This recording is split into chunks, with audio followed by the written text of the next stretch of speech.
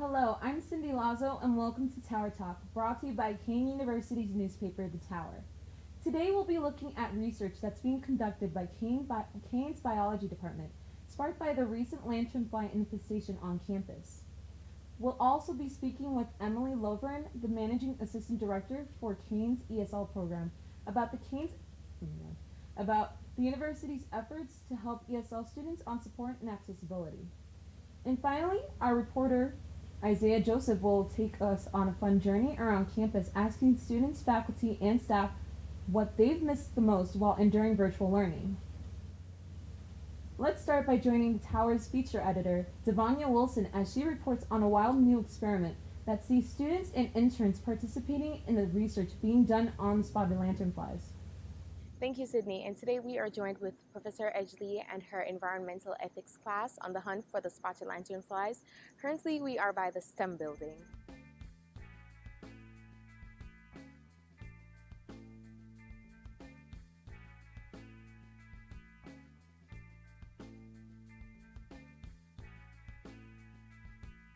Hi, so we're with Raquel. She is a junior hunting for the spotted lanternflies. How are you feeling today? Excited. I know I've never done this before, so being able to catch a few spotted lanternflies. You can show the camera pretty your flies. nice. We have a few live ones here.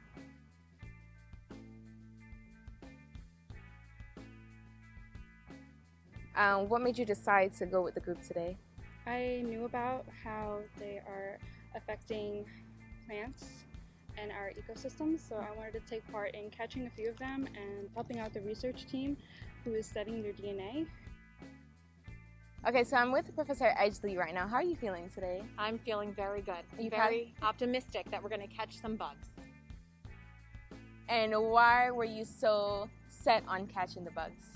I kind of have a personal vendetta. I found a tree that unfortunately was infested in my backyard, and we had to cut it down. And so I decided to bring it to class, and I asked my class if they were willing to do it, and then we wound up hooking up with bio, and now we're collecting samples for them. So it's now our mission to collect bugs. After joining Professor Edgley's students hunting for lanternflies, we took a deeper dive into the problem with Dr. Brenna Levine.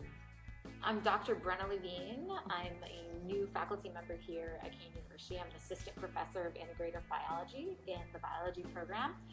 And I'm a molecular ecologist. So I use genetic tools and markers to understand how wild populations of animals are interacting, evolving, behaving. And I tend to specialize in invasive species. Those are species that have been brought to an area where they're not supposed to be. So the invasive species that we're working on for this project is the spotted lanternfly, which you've seen everywhere. The spotted lanternfly was introduced to the United States. It was first spotted around 2014 in Pennsylvania, first seen in New Jersey in 2018. And as you can tell from the numbers that you're seeing, it's had quite a dramatic spread. That's what invasive species are really good at doing. So the work that I'm working on, I have a group of students that I'm working with, and we are collecting spotted lanternflies from just about everywhere. So we've done heavy sampling on Kane's campus, but I have a student about an hour south of here today in a vineyard. I have students that are being sent out or that we're sending out to a variety of different farms and vineyards across the state. I have collaborators at Fairleigh Dickinson and Stockton that are collecting, just widespread collection throughout New Jersey. And so we're really encouraging community participation, citizen science as it's called. And so these bugs don't sting, they don't bite, they're perfectly safe to handle. And so anyone who wants to get involved in this study can do exactly what we are doing and bring those samples to us. Part one is the field data. So collecting the samples, and not just collecting the samples, but information related to those samples, including when they were collected and where they were collected. My interns are also collecting additional information, such as aspects of the ecosystem where they are, and if there's anything novel or interesting about what they're seeing. Are they seeing single individuals? Are they seeing big numbers of individuals? So that's what we're doing this fall. In the spring, we're going to move into this lab space. So my students and I will be extracting their DNA this spring We'll be preparing that DNA for sequencing, and then we'll sequence that DNA. And then once we have the DNA sequences back, we will analyze it using computer software in order to get a picture. There are a couple different things that we're hoping to see. So the first is we want to generate an accurate picture of current genetic connectivity of spotted lanternflies in the state. And this should allow us to understand how spotted lanternflies are spreading. So we know that spotted lanternflies can't fly very far. They can hop significant distances, and given enough time, they can get pretty far. But a main way that they spread is also by hitchhiking on things. You know, hitchhiking on a car, spreading to a new area. And so we're hoping to be able to see patterns of that in the DNA, or there's certain areas that are major conduits of spread, for instance. So what I would say to the campus community is, you have an opportunity with this project to be a part of really important research. And this is research that cannot be done without community involvement. So me and my 4 interns, as good as they are, we're not enough to sample all the places that we want to sample. So we've pretty well sampled campus. I'm still happy to collect samples from you if you collect them on campus, but I'm really interested in getting samples from outside of campus. So if you live 20 minutes away, or if you go on a trip to, you know, an hour west of here or something, and you see a spotted lanternfly, I encourage you to put it in a Ziploc bag or any kind of container. I had someone bring me one in a coffee cup the other day. That's fine. Doesn't matter what kind of container it is. Put it in the container. Put on that container or in that container some information, including where you found it, as exact as you can be, and what the date that you found it was. And then send me an email at brlevine, Levine, @kane.edu. And either I or my team will get with you to get that sample from you. So this is such a cool opportunity to be part of the research initiative, and I feel like there aren't many opportunities for citizen scientists to be involved in this way. So this is a really accessible way to get involved in research with an animal that isn't dangerous in any way, but that if we can contribute to research on it, we might help solve or chip away at a problem. Thank you, Devanya.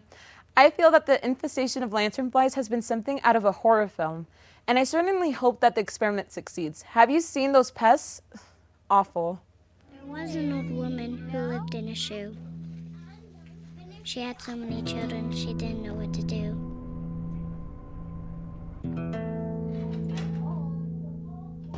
She gave them some broth without any bread and kissed them all soundly and put them to bed. Hunger is a story we can end. End it at feedingamerica.org. Kean University is known as being a diverse campus, even ranking at number 7 on U.S. News' 2022 Campus Ethnic Diversity at Regional Universities North. But yet so much is still unknown about our ESL community. Emily Lovren is the Managing Assistant Director for Kean's ESL Department and is right here. Oh, what? Should I say that? Yeah. All right. Emily Lovren is the Managing Assistant Director for Kean's ESL Department and is right here in studio with us today. Welcome to our show, Emily.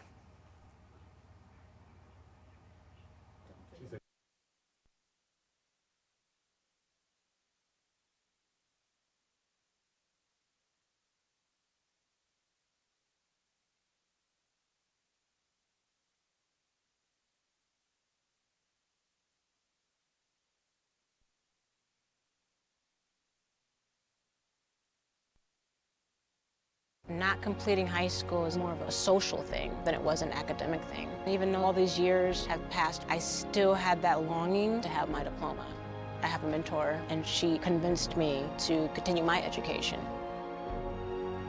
No one receives a diploma alone. If you're even considering getting your high school diploma, go get it. You can do it. Find free adult education classes near you at finishyourdiploma.org. Thank you so much, Emily Lovren, for providing us with the scoop on the Supera program.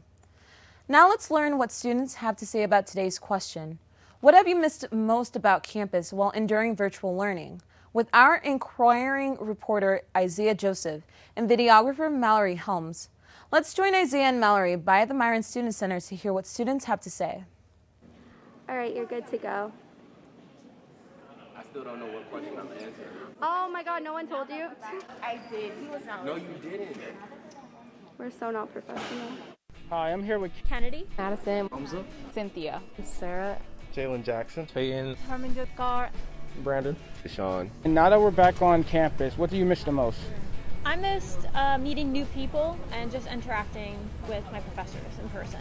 And what I missed most was seeing my friends and social interaction. I think the biggest thing I missed was just being in a classroom setting and properly interacting with, my peers and colleagues. I feel like when we were pulled out of that at the beginning of the pandemic, it was really hard to get, constructive criticism and feedback on a lot of work and group stuff we did. So being back on campus, it's really nice to be in that sort of setting again. What I miss most about being here back on campus is the lectures that I have to go to now. They're in person. I get to see the professor. I get to be with students. I get to interact with them. That is what I miss most about being here on campus.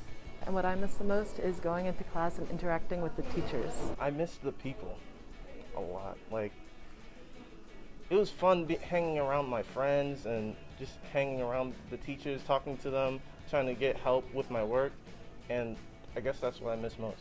The thing that I miss most about being on campus is the environment and the social life, and basically the people around me, even my work employees and just friends, yeah. I'm a sophomore right now, so the thing that I like the most, since this is my first year on campus, is seeing people around, meeting new people, attending classes actually in person, talking to professors. Since I work on campus as well, I was working on campus last summer, so it was very empty. So now I'm actually feeling like I'm a college student since we're in person. I see people around all the time. Seeing all the people, because it's not as packed, and all the events that they used to have post-quarantine. Now that we're back on campus, the thing that I've really missed the most got to be social interaction. We've been in the house since God knows how long, since 2 marches ago, and it's just nice to see faces again and be able to physically interact with people and not have to look at them through a screen. It makes you not take having that social aspect for granted.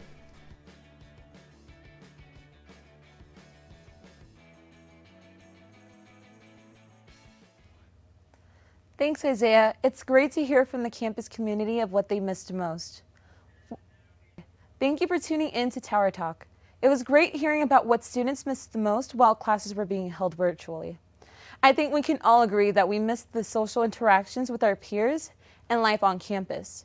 If you see the spotted lanternflies on campus, the biology department wants them dead or alive, and so does Professor Edgley. She has a personal vendetta against them. Lastly, I would like to thank Emily Lovren for meeting with us today. Thank you for tuning in to Tower Talk.